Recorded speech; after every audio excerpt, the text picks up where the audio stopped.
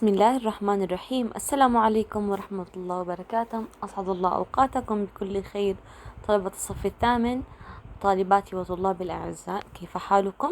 أتمنى من الله أن تكونوا بوافر الخير والصحة. اليوم درسنا السادس في التربية الإسلامية عن عبادة عظيمة شرعها الله عز وجل لتنقية النفوس وتعلية الأجور إن شاء الله تعالى، وهي قيام الليل.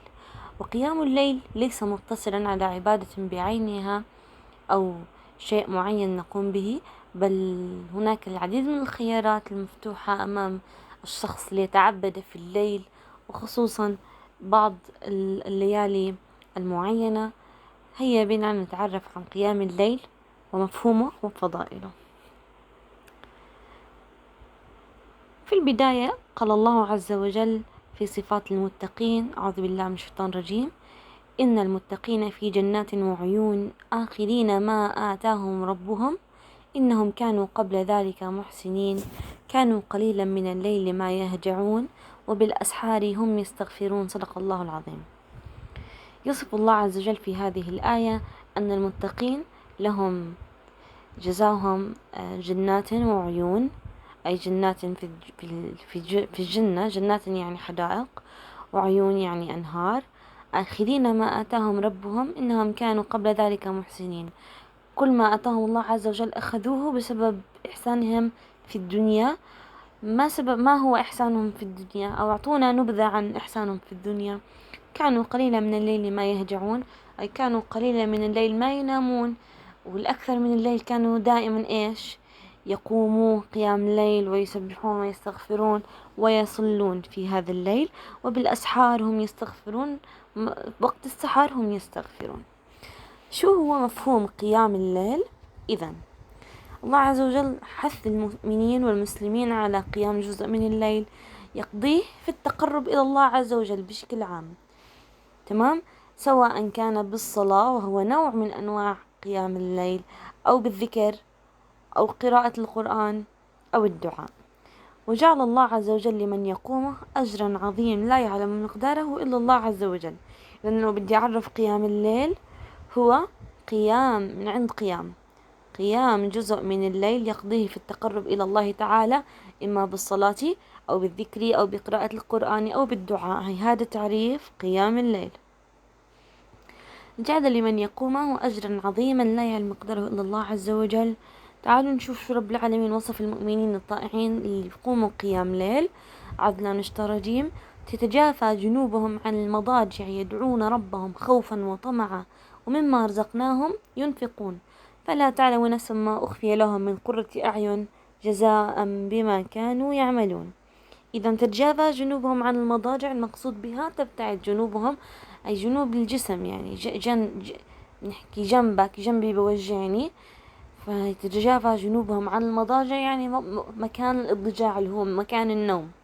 ليش؟ يدعون ربهم خوفا وطمعا. يدعون ربهم، الدعاء يشمل الصلاة، يشمل الذكر، ويشمل الدعاء. يدعون ربهم خوفا وطمعا، خوفا من عذابه وطمعا في رضوانه وجنته.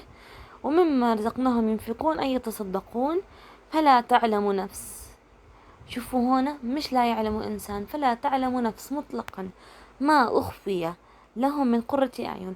مش ما لا يعلمونه من نعيم الجنة، لا، هو قيام الليل بالذات أخفي أجره ما أخفي لهم من قرة أعين جزاء بما كانوا يعملون. لأنه إيش اللي عملوه في حياتهم من قيام الليل، هذا جزاءهم العظيم. إن شاء الله نكون إحنا وياكم من أصحاب هذا الجزاء العظيم. هلأ تعالوا نشوف شو هي فضائل قيام الليل، شو هي الأمور الفضائل لفضائل هذا القيام. الأول شيء وأهم شيء رضوان الله عز وجل ومحبته. وثاني شيء بنقدر نحكي عنه اقتداء بالنبي صلى الله عليه وسلم، إنه كان يقوم جزء من الليل كل ليلة حسب الليلة. والنقطة الثانية الأجر العظيم من الله عز وجل. كان النبي صلى الله عليه وسلم يقول: أفضل صلاة بعد الصلاة المكتوبة، يعني الصلوات الخمس المفروضات على المؤمنين، هي صلاة في جوف الليل. تخيلوا، أجر عظيم. الثالثة غفران الله تعالى للتائبين واستجابة دعاء الداعين. قال النبي صلى الله عليه وسلم: ينزل ربنا تبارك وتعالى كل ليلة إلى السماء الدنيا حتى يبقى ثلث الليل الآخر، يقول: من يدعوني فأستجيب له، من يسألني فأعطيه، من يستغفرني فأغفر له. إذا هذا الحديث بيحكي لنا أن الله عز وجل في الثلث الأخير من كل ليلة ينزل إلى السماء الدنيا باستجابته لدعائنا، يقول: من يدعوني؟ إيش عندكم دعاء؟ تعالوا ادعوني عشان أنا أستجيب. فأستجيب فتفيد التعقيب، فأستجيب. شربت فشبع، أكلت فشبعت، مباشرة بعد الأكل تعقيبا بصير في عندي شبع. هنا من يدعوني فأستجيب، من يسألني فأعطيه مباشرة، أنت تسألني فأنا أعطيك مباشرة، سبحانه لا إله إلا هو. من يستغفرني، تعالوا استغفروني، فمباشرة أغفر له. النقطة الرابعة بتحكي لنا تفضيل الله تعالى من يقوم الليل من المسلمين عمن لا يقوم. الله عز وجل حكى لنا إنه أنا بفضل الأشخاص الذين يقومون الليل. شو هي الآية؟ أمن قانت آناء الليل ساجدا وقائما يحذر الآخرة ويرجو رحمة ربه، قل هل يستوي الذين يعلمون والذين لا يعلمون إنما يتذكر أولي الألباب. الشاهد في الآية هاي: أمن هو قانت آناء الليل ساجدا وقائما يحذر الآخرة ويرجو رحمة ربه. هل هذا يستوي مع اللي دائما بيلعبوا بالهو؟ أكيد لا يستويان مثلا. طيب، كيف يكون قيام الليل؟ كيف يكون قيام الليل؟ يكون أكيد قيام الليل بقراءة القرآن الكريم، يتحقق بالقيام بالذكر. شو يعني القيام بالذكر؟ أنا أبلش أستغفر، أسبح، أدعو الله، أقرأ القرآن، أستغفر الله العظيم وأتوب إليه من ذنوبي ومعاصيي، وأدعو الله: يا رب نجحني، يا رب وفقني، يا رب ابعد عنا البلاء، يا ربي ارزق والدي، يا رب ارزقنا البيت، يا ربي ارزقنا الجنة، يا ربي الاشي اللي هو بده اياه. فاذا بقراءة القرآن يتحقق، بالأذكار يتحقق، بالاستغفار والتوبة يتحقق، بالصلاة يتحقق، بالدعاء يتحقق، لأنه حري أن يستجاب الدعاء في ذلك الوقت. قال الرسول صلى الله عليه وسلم: إن في الليل لساعة لا يوافقها رجل مسلم يسأل الله خيرا من أمر الدنيا والآخرة إلا أعطاه إياه، وذلك كل ليلة. بحكي لك إنه الله عز وجل في محدد ساعة زمن في الليل، ما في رجل أو امرأة أو أي شخص بيدعو الله في هذه الساعة إلا رب العالمين استجاب له، وكل ليلة. يعني تخيل لو أنت تيجي حد يحكي لك: أنا اليوم الملياردير الفلاني هو محدد ساعة واحدة بالنهار، ما بدي يحدد لك أي ساعة من 1 ل2 من 10 ل11، ما بدي يحددها. بحكي لك هو عند قصره، الموجودين عند قصره بالساعة اللي هو بتيجي على باله أي إشي بدهم إياه بيعطوهم إياه. شو بيعملوا الناس؟ ضلهم حاطين حالهم عند هالقصر عشان لما تيجي هاي الساعة خلال هال24 ساعة شو بصيروا ضلوا يطلبوا منه، بضلهم يستنوه وينتظروا، صح؟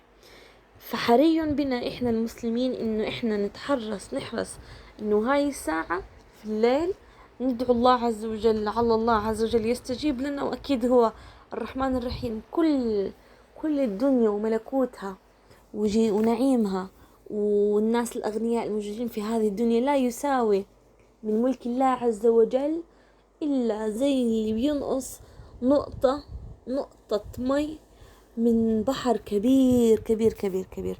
هل بتأثر النقطة بالبحر؟ أكيد لا تتأثر. حث الإسلام على التوازن والاعتدال في العبادة، فإذا قام المسلم الليل لا يقوم كله. طب ليش يمس؟ لأنه لجسده عليه حق، هذا من باب التوازن. طيب، واحد طول نهاره طول ليله في الجامع، طب من زوجته وأولاده عليه له حق. فإذا نحكي له من التوازن إنه أنت لا تقوم كل الليل، لأنه جسدك عليك حق، لزوجتك وبيتك عليك حق. وكمان في شغلة كتير مهمة: اللي بينام طول الليل بده اللي بيقوم بصلي طول الليل يضل طول النهار نايم. طب متى بده يشتغل ويسعى في الأرض؟ فإذا بده يرتاح عشان جسده وعشان يعمل وما يأثر على طلب رزقه وعمارة الأرض اللي رب العالمين خلقنا لعمارة الأرض. فإذا إحنا نقتدي كما كان سيدنا محمد صلى الله عليه وسلم يقوم جزءا من الليل، ونتحرى الجزء اللي فيه استجابة. وإذا صحينا بالليل مو عارفين ننام، ندعو الله عز وجل ونستغفره ونتوب إليه، نقرأ لنا قرآن. هاي من الأمور المستحبة اللي رب العالمين يكتب لنا أجرها إن شاء الله دائما. الأشياء اللي بتعيني على قيام الليل، أنا كشخص ما بقيم الليل، شو أعمل أشياء بتساعدني إنه أنا أصير من الأشخاص اللي بيقوموا الليل؟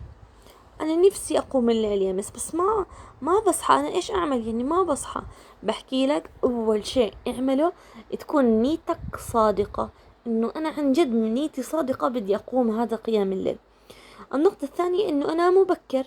يعني مش معقول بدك تقيم الليل على الساعة 2 تصحى وتحكي لي بدي ضلك سهران للساعة 1 وتيجي تنام على الساعة 1 عشان تصحى على 2. يعني منطق بيحكي لك إنك ما راح تصحى. بينما لو صليت العشاء ونمت وبعدين صحيت على قيام الليل هيك بتقدر تقوم. فإذا النوم باكر وعدم السهر لغير الحاجة. النقطة الثالثة اللي بتعيني على قيام الليل توقيت المنبهات. ولا بس نحط المنبه لما بدنا نحضر مسلسل ولا نتابع مباراة؟ لا، نحط منبهات. ومش بس كمان على دوامنا في منبهات، بل على قيام الليل نحط انه في انا بدي اقوم الليل، بدي استغفر، بدي اسبح، بدي اذكر رب العالمين، بدي ادعوه على الله يستجيب لنا. وكلياتنا ندعي، بلكي واحد منكم الله استجاب له ورفع عنا البلاء في الأردن وعن كورونا وعن الوضع الاقتصادي، الله المستعان. طيب الأمر الرابع اللي بيعيني على قيام الليل إني أوازن بين العمل وبين العبادة. أوازن بين إنه أنا بدي أشتغل، بدي أعمل أعمال صالحة، وبنفس الوقت بدي كمان أشتغل في الحياة. بدي أكون مثلا بالمدرسة ممتاز، بدي أساعد ماما، لأنه هذا بيعطيك التوفيق في حياتك، وما ما بيغلب وقت الشغل على وقت العبادة. عن عبد الله بن عمر بن العاص رضي الله عنه في الإضاءة اللي بدنا نقرأها هلأ، قال النبي صلى الله عليه وسلم: يا عبد الله، ألم أخبر أنك تصوم النهار وتقوم الليل؟ فقلت: بلى يا رسول الله. قال: فلا تفعل، صم وأفطر وقم ونم، فإن لجسدك عليك حقا، وإن لعينك عليك حقا، وإن لزوجك عليك حقا. شوفوا، عبد الله بن عمرو بن العاص كان يقوم الليل دائما ويصوم النهار دائما. فأجى النبي صلى الله عليه وسلم حكى له: يا عبد الله، أنا سمعت إنك بتصوم النهار وبتقوم الليل، صح الكلام؟ فقال: نعم يا رسول الله. فقال له النبي صلى الله عليه وسلم: فلا تفعل. هل النبي يأمر على معصية؟ لا، يأمر في الموازنة بين الحياة الدنيا والحياة الآخرة والأعمال الصالحة. فلا تفعل، صم، أي نعم صوم، ولكن أفطر.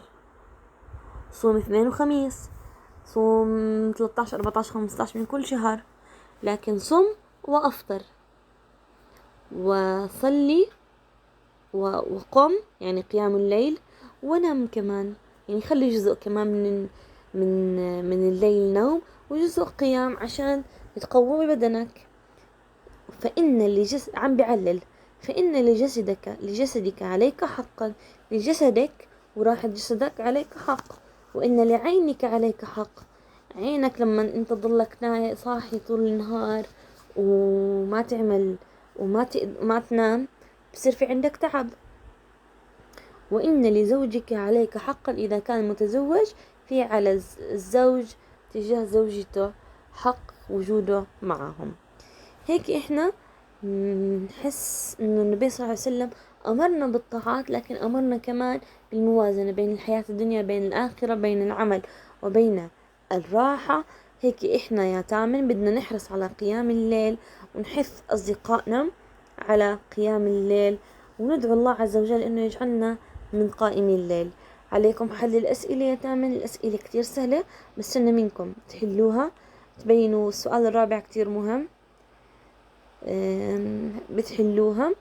راجعوا الدرس منيح، الدرس كتير سهل. إذا في أي سؤال خبروني فيه ويعطيكم العافية. بستنى تبعتولي حل الأسئلة على الخاص في الوقت المحدد.